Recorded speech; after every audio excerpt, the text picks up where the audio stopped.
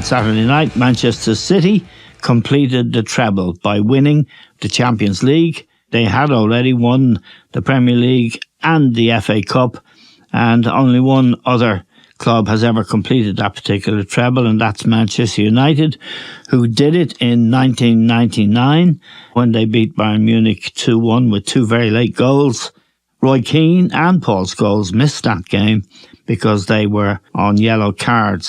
So, City's achievement in beating Inter does need a context. They will be, of course, remembered. Nobody remembers how average I think that 99 game was. And the game on Saturday was also pretty average. I'm joined now by John Giles and Liam Brady to discuss what we saw and other issues that arise from it. John, what did you make of the game? Because it took a long time to light up, if it ever did. Well, it wasn't a good game to watch, Eamon. I mean, the Inter Milan made a mockery of a lot of the statements in the paper, including Graham Souness, who's a terrific judge, great player. I think Graham said it could be over by half-time. And I think that was the general consensus, from reading the press. Yes. Which was total nonsense. You know, I mean, the Italian players, Inter Milan and all the Italian clubs over the years have never been easy to beat by any means. So I think they defended well. I think City didn't play well, didn't play as well as they can. They weren't allowed to do it. And everybody, I think, was surprised how close the game went. But I think that was mainly through the press that was saying, you know, City had killed them. Well, in football, as we know, you never know what's going to happen. And City didn't kill them, actually. I think they were fairly lucky on the day to get the win that they got. Yeah, I would agree. Liam, watching the game, I thought that the pressure got to City. I didn't think they were able to play with the fluency and the freedom they normally play with. And I thought Inter did well. Italian teams are never easy to break down. But I think pressure was a big part of it. And I noted on RTE that you felt that City froze. That's the word you used. Yeah, they were nervous, Simon. Obviously, you know, there's huge amount riding on the game for the club. You know, that's been their ambition ever since the people from Abu Dhabi came in. That is the holy grail of football in Europe. Is the Champions League. Guardiola hadn't won it outside of Barcelona, so all these things I think created that pressure that you're on about. Yes, and I thought they were nervous. You know, beginning with the goalkeeper Edison. Normally he's one of the best around with the ball at his feet, but he was doing daft things. He was kicking it out of play. He was giving his defenders the ball in difficult situations. And right across the team, Eamon, they look nervous to me. You know, even someone like Jack Grealish, who's normally his control is instant and the ball is down at his feet and he's ready to go. He was miscontrolling it. Gundogan, his passing was off. Even Silva, who's a very, very confident player, he struggled. And Haaland up front had a nightmare. You know, he couldn't control the ball. So it looked to me as if there was a lot of nerves involved with the City team because of the pressure that was on, and they didn't perform. And I agree with what John said, obviously, too. Like Inter Milan, you don't write an Italian team off. You know, no. They know how to stifle, and they played as well. And you know, arguably, they had the better chances on the night. Yeah, John, I would say at half-time, I thought Inter were the better team, but they didn't have obviously the quality. Edin Dzeko was playing centre forward. He's 37 years of age. He won a Premier League medal with Manchester City 11 years ago. And they had on the pitch, of the players that were playing, 13 of the players they had on duty on Saturday night are out of contract. The club is $1 billion in debt. They're in seriously bad shape. But Inzaghi, their coach, and this is where what you and Liam are saying about the Italian, the Italian football culture, there's wisdom in it. They know how to close games down. and get the very best out of their players. So, at half-time, it wasn't an easy game to call. No, not by any means. I mean, like Milan, I think Milan over the 90 minutes were the better team for long periods. Yes. I mean, you know, they crowded midfield. I think with City, Lima's play there. You know, the Italians have a record over the years, I mean, reputation. They don't give much away at all. But from City's point of view, what they do normally, City, and I'm trying to do this now, is to get the ball in the opposition. You know, they're not good at getting the ball from back to front. Yeah. You know? Yeah, I just wrote out the team, Simon. You know, you had, Stones and Rodri are not good on the ball, Eamon. Yeah. Right? You know, if you look back on it, they're the two who were the deepest. You've got players like Silva, De Bruyne, Gundogan, Grealish. Most of the time, they're the head of the ball. Yeah. So you need somebody on the ball to get them. The only one they had was Stones. De Bruyne would normally deliver good, dangerous balls, but De Bruyne wasn't really fit. He got his hands. I know that. Can I interrupt you there? I know that. That's what De Bruyne does well. But you have to get the ball from back to front for him to do what he does really well. Yes. Okay. Right? And if they're crowded out, which they were dependent on the Stones and Rodri very, very deep to create the situation of getting the ball forward. Neither of them can do that. Yeah. And in the meantime, Milan are getting at them, and get at them. And when that happens with City most, when they get the ball in the opposite side of the opposition half, that's where they're really brilliant. They get 50% or more of the ball from winning the ball back from the opposition. Yeah. Now, they weren't winning the ball back from the opposition. So therefore, they're 50% down on their game, at least. I know I'm getting a bit complicated here, but that's the way I would see it. Because these guys, the Inter Milan, got at them in the middle of the field. If you control the ball in the middle of the field, then you're going to control the game. Yes. I think City didn't play well. As you say, they might have been nervous. They weren't doing it. They weren't getting at them like they normally do. When the opposition have the ball, it could well be the case. That's 50% of their game when they're attacking. But I think overall, you know, Inter Milan missed some terrific chances, as we know. You know, Lukaku came in. The chance Lukaku was under. So City got away with it on the day to win it, Eamon. Now, overall, you have to give them credit for getting there and doing all the things that they did. And they got a bit of luck. There's no doubt on the day that Inter Milan could have won that match. They didn't. City got it. They got the Champions League now that they were long and fought for a good few years. Yeah, and they were a club, Liam, that, you know, tradition, they have no real strong tradition in the way that Manchester United, Arsenal, Spurs, and indeed Inter Milan have. Inter have won the Champions League 3 times. I just want to ask you, Liam, about De Bruyne's fitness. He didn't look fit from the start. He went into the game with a tweak in the hamstring he got last week in the Premier League, and he was gone really after about half an hour.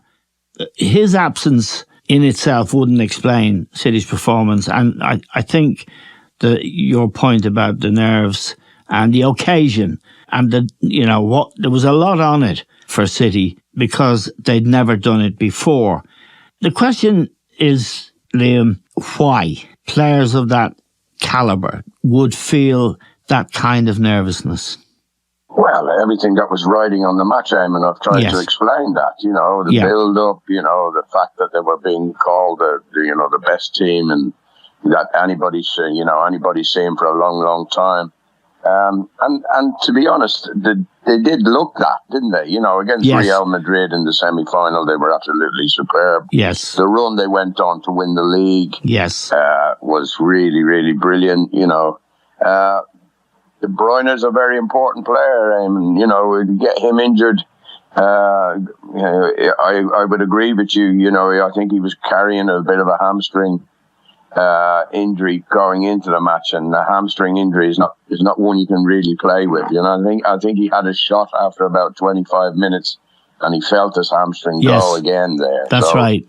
He's an important player, and And, let's not forget Guardiola didn't change the team a bit. Walker didn't play. Walker's been playing week in, week out. Yes. I thought that was a big decision. Well, he maybe factored in they didn't play with wingers. They're playing with attacking full-backs. But DeMarco on the left give City all sorts of problems, Yes, yeah. John's just said it, Eamon. They got away with one there, Yes. So over the course of the season and how they've played their football, how they go about their football, the players that they have, I think they are the best team in Europe, even if they didn't prove it on the night categorically. But they are the best team in Europe over the course of the season. Yes. And I think they deserve to win it. But as John said, they just about got over the line. John, the next question that arises is the gap between these two clubs and the gap between the Premier League and all the other leagues in Europe. Inter are $1 billion in debt. 11 of the team that started can walk now because they haven't got the money to pay them. Barcelona are also on the verge of bankruptcy. They couldn't afford to bring Messi back, even though Messi wanted to go back there. He's gone to America to play for Inter Miami, who are bottom of the American Soccer League, owned by David Beckham. Arsenal can't compete with City domestically for money. Spurs won't and can't. Juventus have very little money to spend. Inter, as we pointed out, broke.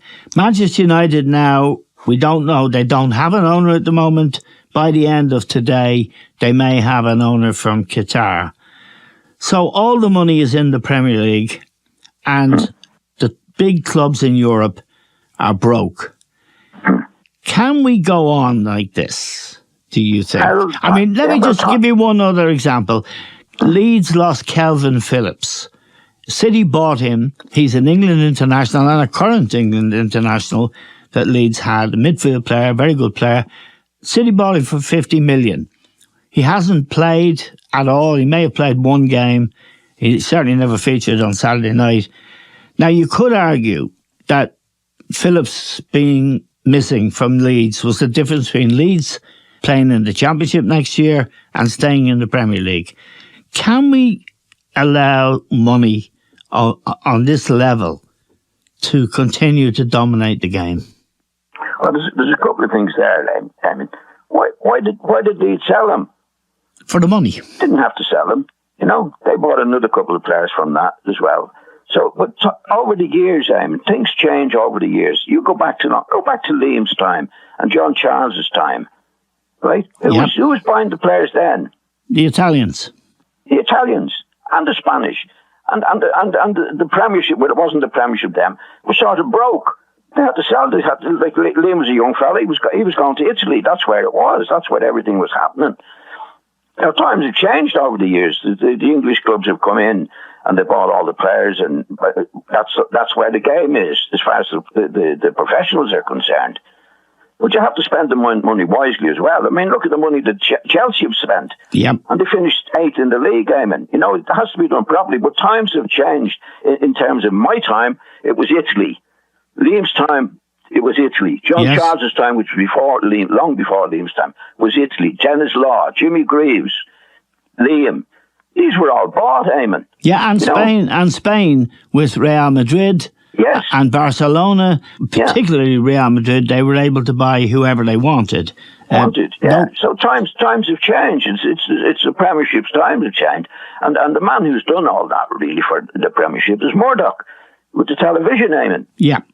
Because he's given the clubs, I think, to get 120 million or 125 million before they kick a ball. So what he's saying, he's the busiest, he's the brainiest of them all, in my opinion. He's saying, there's the money. You buy the best players, and I'll get more people watching the Premiership. And that's what's happened. That's what's changed. So, times, he could have said that to Spain. He could have said that to Italy. This is what I'll do for you. And they'd still be buying the best players. So the Premiership is what it is. It has the money to do it, and it's done it. And Pep wouldn't be able to do it without having the money that he had to do it. Yeah, Liam, I understand what the argument John is making, that there are cycles in football, and there's no doubt that the television money has enhanced the Premier League and given them wealth that's undreamt of. There's also the brand.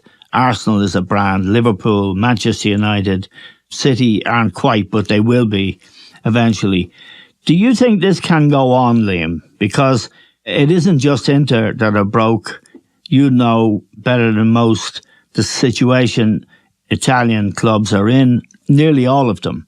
And in Spain, nearly every club, with the possible exception of Real Madrid. And that gap is widening between the Premier League clubs. And even within the Premier League, Liam, Arsenal are a very good example. There's no homebred player, with the possible exception of Phil Foden, who came on as a sub, in that Manchester City team. Arsenal do have players they've brought through the ranks and developed.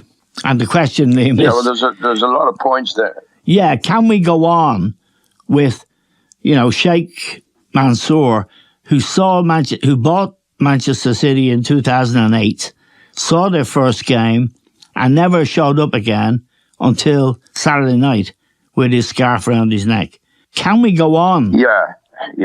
Well, I don't think it'll be good for football then, That's my point. I know the point John's making about Italy being the wealthiest country as regards spending money on players, if you go back to the 80s, 90s and early 2000s.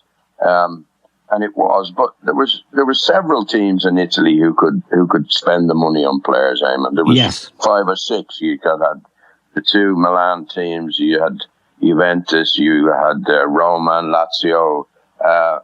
These teams, they were the top teams, but you wouldn't know from any given season who was going to win the league. Yes. In England, it's different now.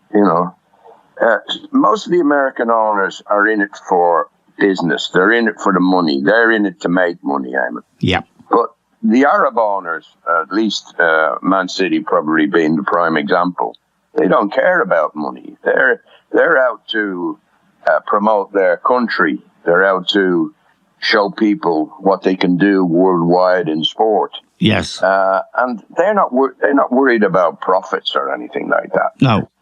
That's why Inter Milan are a billion in debt. They've been trying to keep up with the likes of Man City by giving Lukaku, Martinez, and these players top money. But the league in Italy doesn't generate their costs. No. Whereas in England, probably Manchester City, even the Premier League money doesn't cover the cost of what's going on. It's Abu Dhabi who are covering everything, and we have to wait and see what the Premier League inquiry into the allegations are against City, or whether they've been spending that money in a proper manner. So I think it has to change, Eamon, or else people are going to get bored. It must be terrible in Germany now, the league. Yes. Bayern Munich have won it 13, 14 times on the trot. Yeah. That can't be good for football, No.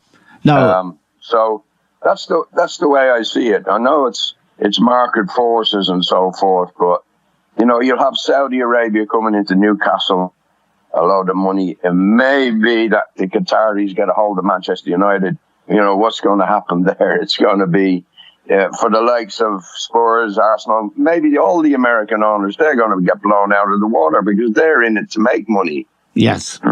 John... I hope I explained that, did I? You did, perfectly. Yeah. Very well. Very well, Liam. I mean, both of you, both of you have made the point. The point, I think, the difference is, John, that in the old days, there were never nice owners. But at least you never knew before the season started who was going to win the league, because there were so many teams to pick from, and there were so many wealthy clubs. Now... Well, I tell you, in the early days, Eamon, you didn't have owners. Really? When was that? Yeah, really. Yeah. Well, in my time, it's at Leeds and that, they didn't have owners. What they used to have in West Brom, when I first went to West Brom, you couldn't have more than one share. Oh, really? Yeah, and you couldn't. You could pick the board of directors. The guy with the one chair. Yes. Okay. So the club couldn't be sold. Well, eventually it got to the stage where it did. But I think Liam is absolutely right, and you're absolutely right about what's going to happen. I'm very worried about what's going to happen in the English league, Eamon. Yes, well, that's what I'm getting at. There's at least 6 of those clubs now who are owned. Newcastle and Manchester United, they're going to be owned by big money. And we saw it a couple of years ago. Do you remember there was going to be the breakaway with the top 6 clubs? Yes, I do, in the Super League. Right. And it's still on. They'll do that. Yes, I think they will too. And that's a point I want to come to. That's the danger, Eamon. Yeah. It'll be taken away totally from the supporters. They'll get the top 6 or maybe top 7, whatever it is that can afford the money. Right? Yeah. Because what you have now is the World Cup and the Champions League and all that. These guys that have the money are saying the UEFA and that are making money from our players. Yes. Right. They don't like that. No. Right. So what they'll do is say, right, the 6 or 7 of us, we'll break away. Yes. From that and form our own Champions League. Yeah, I think that's the they get a television company. What they'll do, in my opinion, they'll buy a television company of their own. Yeah, let me just go back to Liam, because Liam, you must talk to your friends in Italy. You have friends there, great players. I see Maldini sadly was sacked by Milan, I think, AC Milan at the weekend. But they know what's happening, don't they? To their own leagues, they're becoming impoverished beyond belief. And in Spain, Barcelona, despite the fact that they won the La Liga by 13 points, it was because really Real were only interested in the Champions League. There is an awareness, isn't there, across Europe, and you'd know about Italy, that we're not competing on a level playing field or anything like it. Isn't that the fact, Liam? Yes, yeah. And, they know that they have to improve things in their own financial situation.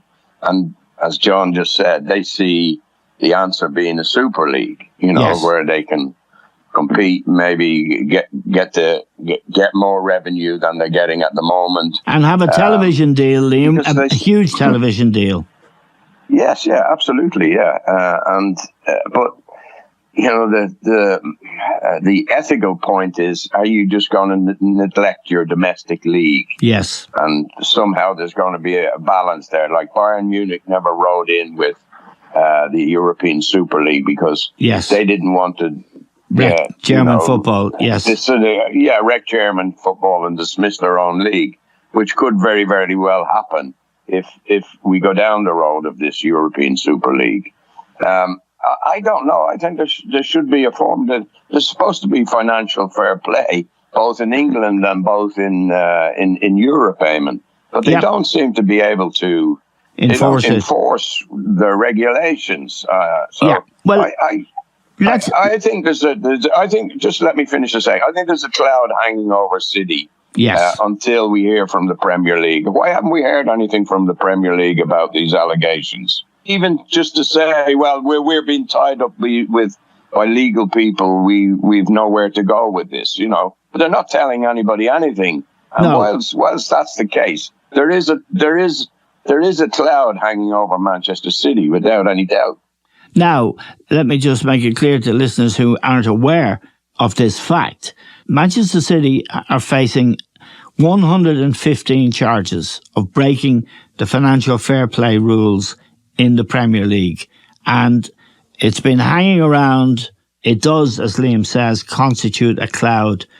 John, they have to get a grip on this, don't they? They have to be made to open the books and prove that the charges against them are false, or the Premier League has to prove that the charges against them are true. And I'll go back to Kelvin Phillips just for a moment. You could argue that he would have made a significant difference as a current international, England international, and a very good player, as I think we all three of us would agree.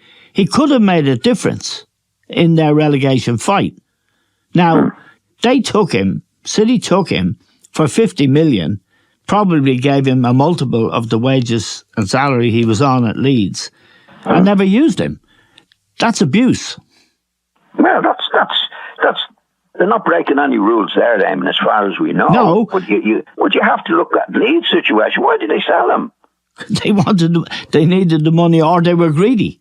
No, they didn't. They paid somewhere else, Eamon. You know what I mean? It was one of the players. Leeds were one of the really terrific clubs in terms of crowds and money. But they have owners there, Eamon, who are actually selling the club. They've actually sold the club this year. Right. Right? They didn't care about Leeds United. They had no connection with Leeds United whatsoever. It was a money maker. Now, they've actually lost a bit of money this year because they were getting 400 million if they were in the first division. They're down to 2.5 million, right? Now, if they kept Phillips, they would have got the money back from that. There's a lot going on in those clubs. There's a lot going on in Leeds, that's for sure.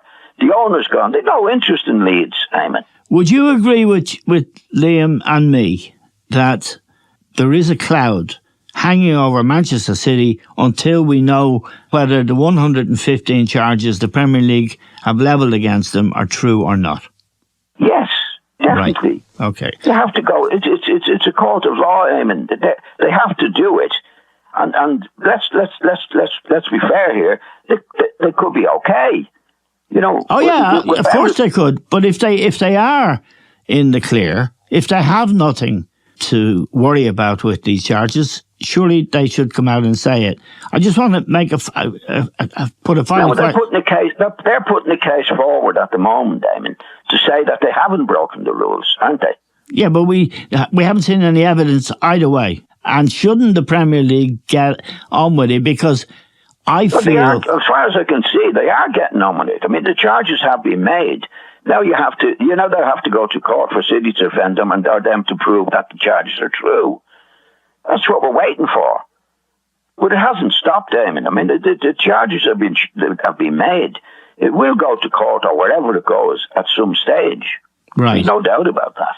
So I just want to make or ask a final question of Liam. Liam, you've played in Italy. You know the Italian mood. You know what's happening at Barcelona. And I've made this point before, and we've had in conversation. We can't, as a sport, allow great clubs like Bayern Munich, AC Milan, Inter Milan, Juventus, Barcelona.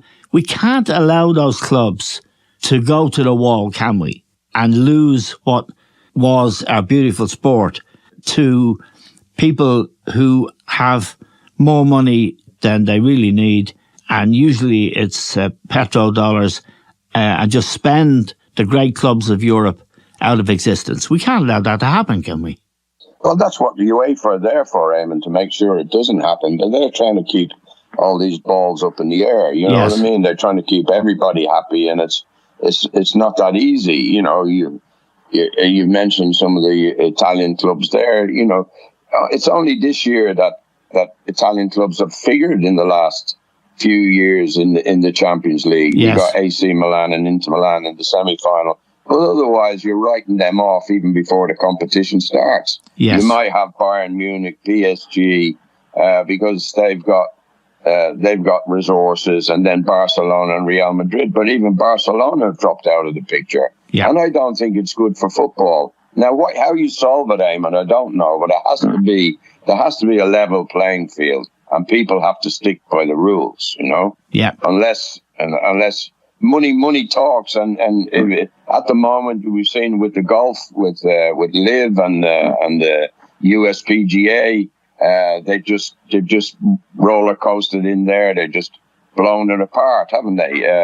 The Saudi money. So for the sake of our sport, yes, which is soccer for the three of us, they really got to administer it better, or else we're in trouble.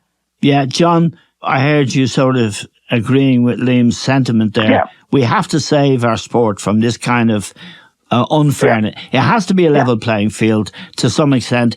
We can't wipe out Bayern Munich. We can't wipe out Juventus and Inter Milan, can we?